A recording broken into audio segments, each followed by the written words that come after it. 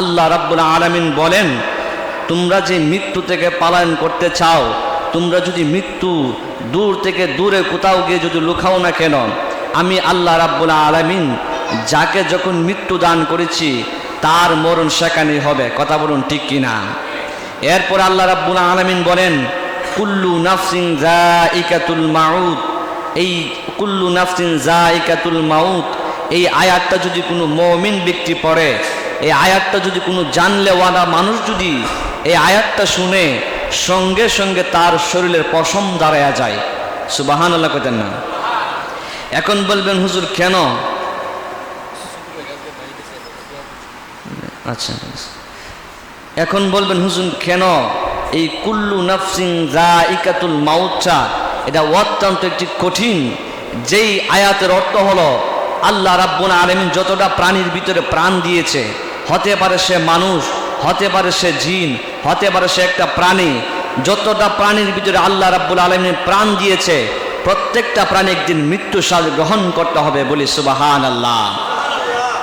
এই জন্য আজকে আমরা এখানে এসেছি, আমরা অনেকে ফজরের নামাজ পড়ি নাই। আজকে আমরা এখানে এসেছি, আমরা গত দিনের এশারের নামাজ পড়ি নাই। আমরা এখানে এসেছি, গত সারা দিন কালকে দিন গেল, কিন্তু আমরা অনেকে নামাজ পড়ি নাই।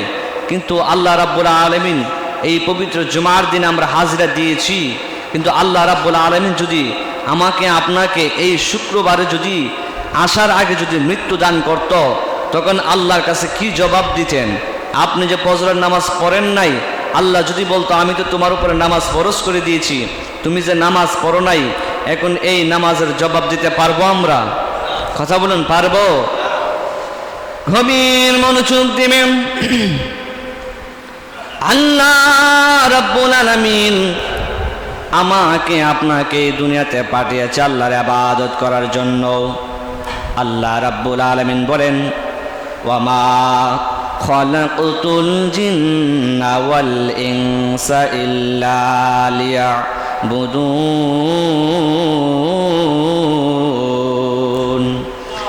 আল্লাহ রাব্বুল আলামিন বলেন, জিন এবং মানুষকে সৃষ্টি করেছি আমি আল্লাহ রাব্বুল আলামিনের ইবাদত বন্দেগী করার জন্য। আমি আল্লাহ মানুষকে এই দুনিয়ার ভিতরে ডেন্ডারবাজি করার জন্য আমি আল্লাহ পাঠাই নাই। আমি আল্লাহ দুনিয়ার ভিতরে মানুষদেরকে মাস্তানি করার জন্য দুনিয়াতে পাঠাই নাই। আমি আল্লাহ ধন সম্পদ করার জন্য আমি আল্লাহ মানুষদেরকে দুনিয়ার ভিতরে পাঠাই নাই গো। আমি আল্লাহ রাব্বুল আলামিন দুনিয়াতে মানুষ বানাইছি। এই মানুষ আমি আল্লাহকে সুন্দর করে ঢাকবে, আমি আল্লাহকে তারা স্মরণ করবে। আল্লাহ বলেন, ফাযকুরুনি আযকুরুকুম ওয়াশকুরুলি ওয়ালা তাকফুরুন।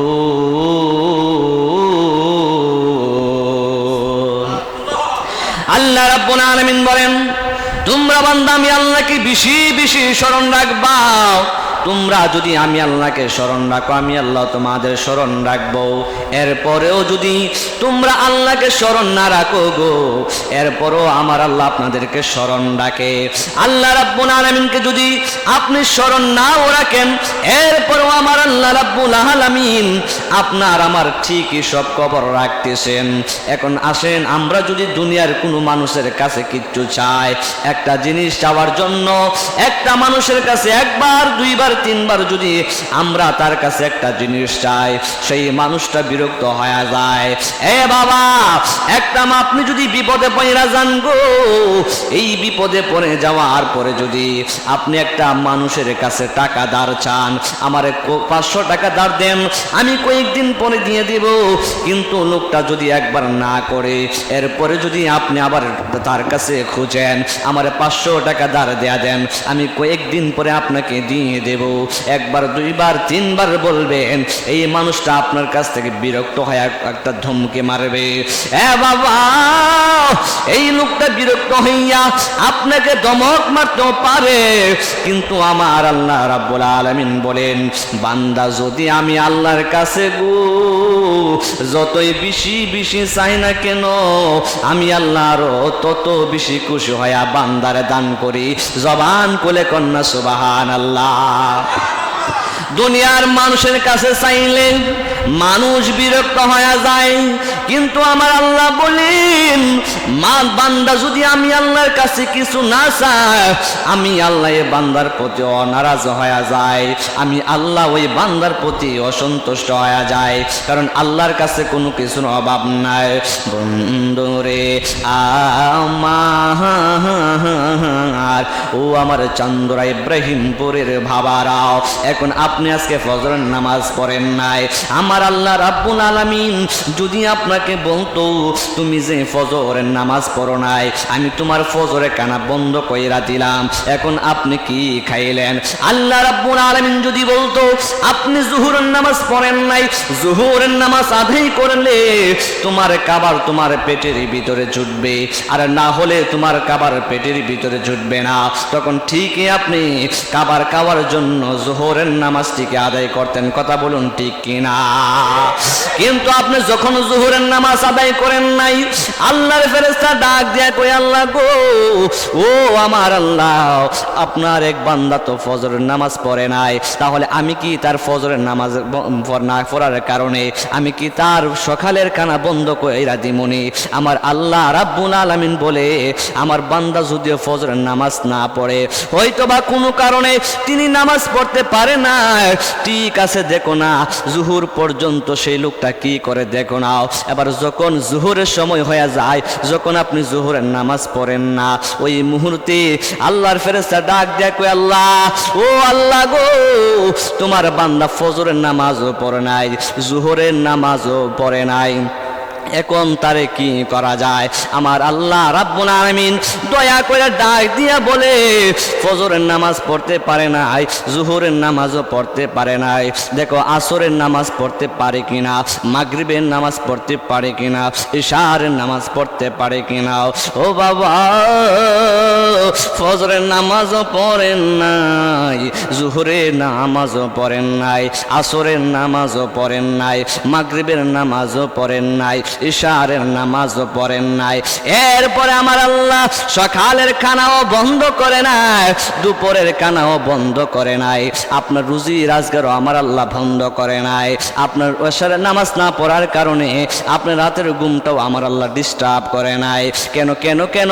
আমার আল্লাহ রাব্বুল আলামিন বলেন আমি তো বান্দারে বড় দয়া কইরা বানাইছি, জবান খুলে কন্যা সুবহানাল্লাহ।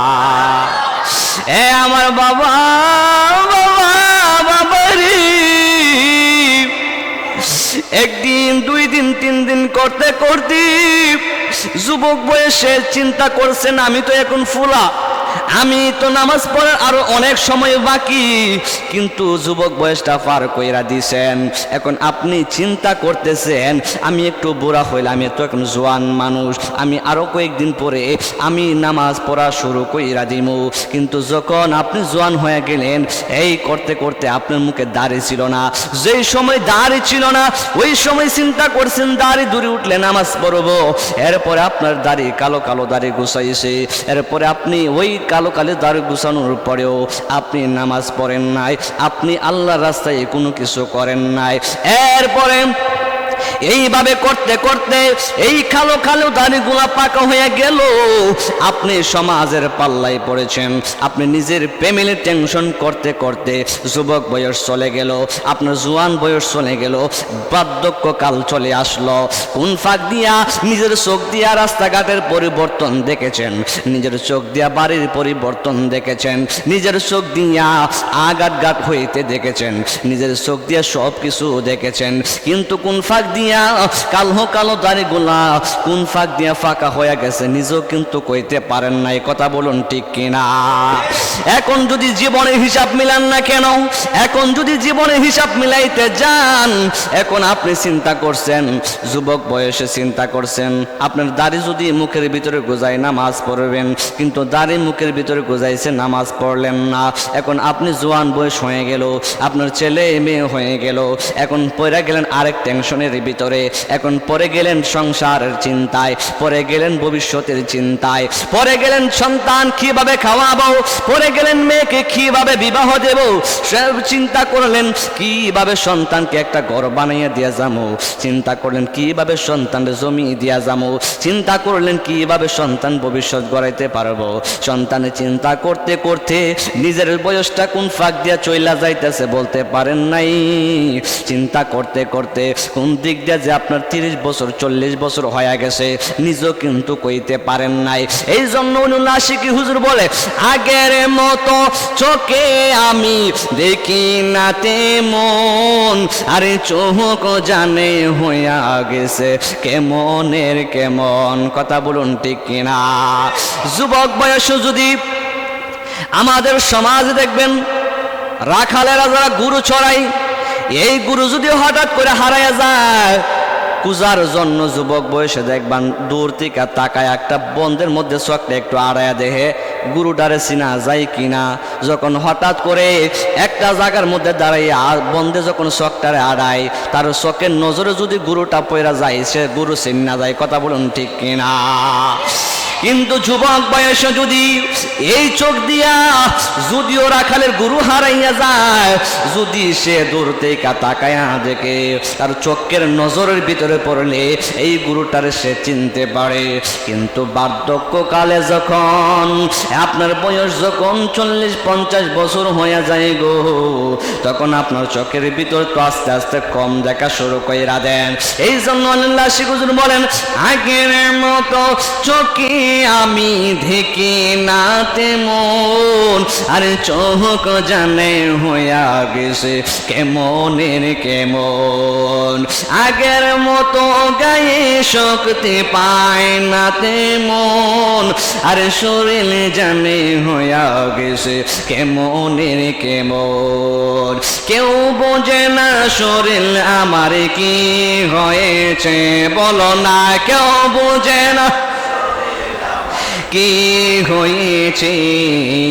আমি বলি আমার মরার চিঠি এসেছে, বলো আমি বলি আমার মরা।